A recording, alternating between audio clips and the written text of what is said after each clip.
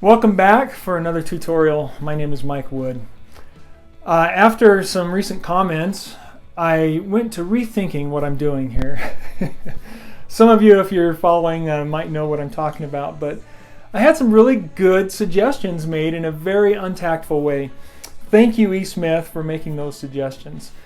So what I'm going to do here today is show you my version of a close Luke Towan copy of a video. So I'm going to try and do a video showing you how to make the trees with the materials that I use and make it in a similar fashion to what Luke Towan does, because he's the one that I was told to follow. So tell me how I did. Leave it in the comments, good or bad. Thanks for watching.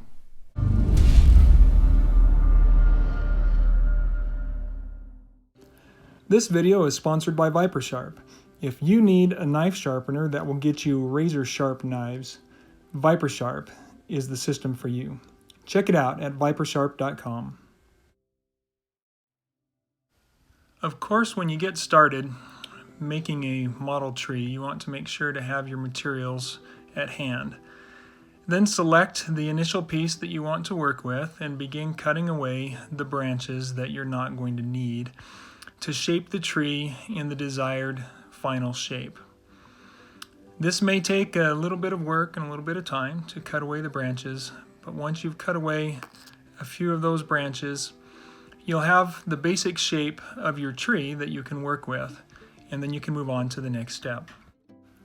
In this next step, you'll need some topper material for your tree. These are the smaller branches that will receive the foliage. I have a couple of options locally, but this one, which comes from a smoke tree, is a little flimsier, so I prefer to work with this more sturdy material, which actually comes from some type of flower that grows around some of the local yards. So I suggest breaking off a few pieces of your topper material, whatever it is you're going to use, so you have those handy and ready in the sizes that you'll want for making your tree branching. And this will finalize the shape of the tree for the overall final shape. Now it's time to attach the other foliage material, the smaller branching, to the main armature. I prefer to use a hot glue gun for this procedure. Now I know this is not common in the modeling industry, but it's something I have at hand, and I like how quickly the glue dries. I don't want to mess with waiting for these branches to adhere, setting the armature down and waiting for every single piece of this to glue. I like to be able to move quickly, and the hot glue seems to work very well. Now, of course, it is going to leave some stringing, but I can show you later how you can remove that with just some tweezers or small needle nose pliers.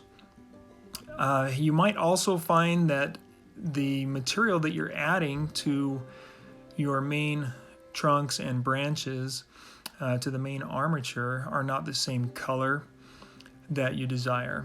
And if that's the case, you can just get a small paintbrush and reach in and paint those to make them similar in color. You might end up painting that whole trunk in the end anyway. Now, I didn't do that with this tutorial, but I wanted to let you know that if that is a concern of yours, you can do that for sure. Hot glue seems to work very well for me. It is quick, as you can see, so it allows you to build out the final shape of your tree very quickly, very easily, and then we can move on to adding the foliage to the tree. I don't know that there is a best practice place to do this, but I chose at this point to shorten my trunk a little bit, and then got a small drill bit to drill a hole in the bottom. Yes, I did decide to use a pair of pliers for the sake of safety, to keep my fingers from receiving a drill bit in them. So I simply drilled a small hole to receive the wire that I was going to put in them, And since I have baling wire handy, it might be a little thick, but I think it'll do the job. And so once I drilled the hole, I cut a piece of baling wire. And so this is just a little note about the tools. I have some wire cutters that I use. I also have wire cutters on my small pliers that will do the job of attaching this small piece of wire in there. I checked the fitment first and then decided to add some glue to it to actually put it in. Next, if you're going to attach this to a base, such as you would use if you're doing tabletop gaming, then you'll want to drill a hole in that block or base piece. I have several of these small round pieces of wood that I can use for display purposes, and so I'm drilling a hole in that. And then I'll add a little bit of glue on top of that. Now again, I'm using the hot glue for the majority of this assembly. So I'll test the fitment there and make sure that the hole is big enough to receive the wire that I am using, and then I'll go ahead and put glue on top of that and secure the armature or the tree now into the base. At this point, you now have a tree that has the proper shape that you desire. Now it's time to add a little bit of greenery to the tree. Now, of course, for this, we need to spray some glue or hairspray, whichever you prefer, onto the small branching pieces of the tree. Then we can use whatever you prefer for putting the foliage on. I'm using Scenic Express tree leaf material. And so I'll gather some of that up and we can push that on, touch it to the top of where we just sprayed. Although with this material, I find it works best to simply hold it over the tree, the glued areas, and drop it on with a small container underneath to capture all of the extra. That way I can reuse that material at a later time and have less of a cleanup mess to worry about. Continue adding this greenery and leaf material until you have the desired look of your tree.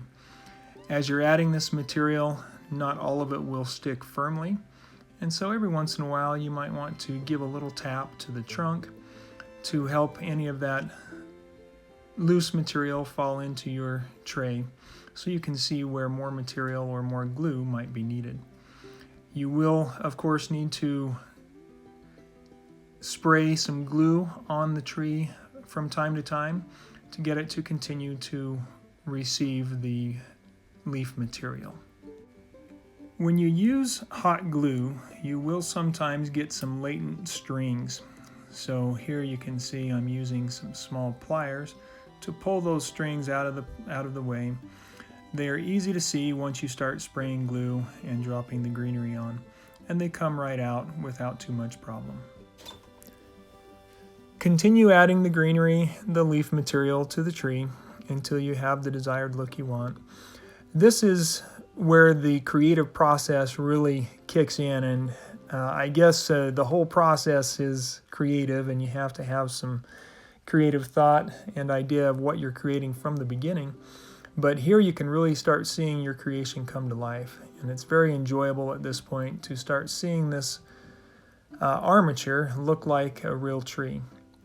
So continue to add all of the greenery as you desire, and then you're ready to move on to creating a base or finalizing the base with any grass type material that you would like to have on there. I decided that I would use the same material that I'm using for the leaves to create the base coloring for my tree. It's already looking pretty nice, and I'm happy with the shape that I have. Now, there are a number of ways to do this, a lot of different options and strategies. I opted to just use some spray glue again, spraying the base so that I can drop some greenery on there and press it on to adhere. The base material is added in the same way that you added the rest of the leaf material. Now, if you want to change up the colors or the material, of course, you can use any different material. I have sometimes put some of the brown residue from the underlying branching material on there, but I often like to just use the green leafy material. On this one, I also decided to put a few yellow leaves on there. I don't have any of autumn colors just yet, but I will be getting those in stock because I think that would make a nice addition to something like this. It's easy to adhere these things, the grass material, and to spray the glue on to this armature base if you use a pair of pliers or long tweezers or something like that to keep your fingers away from the glue. If you end up with any leaf material or grass material on the trunk where you don't want it, simply scrape it off with a razor blade or some other tool that will allow you to remove that from where you don't want that greenery or leaf material. And just like that, you've got a completed tree ready to go into your diorama, your tabletop gaming, or your model train layout. If you'd like to procure some sagebrush tree armatures and don't have any nearby, come on over to modeltreestore.com. That's modeltreestore.com. And please be sure and subscribe and like this video for me. And make any comments you like, mean and nasty, nice and complimentary. I don't care. I'll take it all as constructive feedback. Have a great day.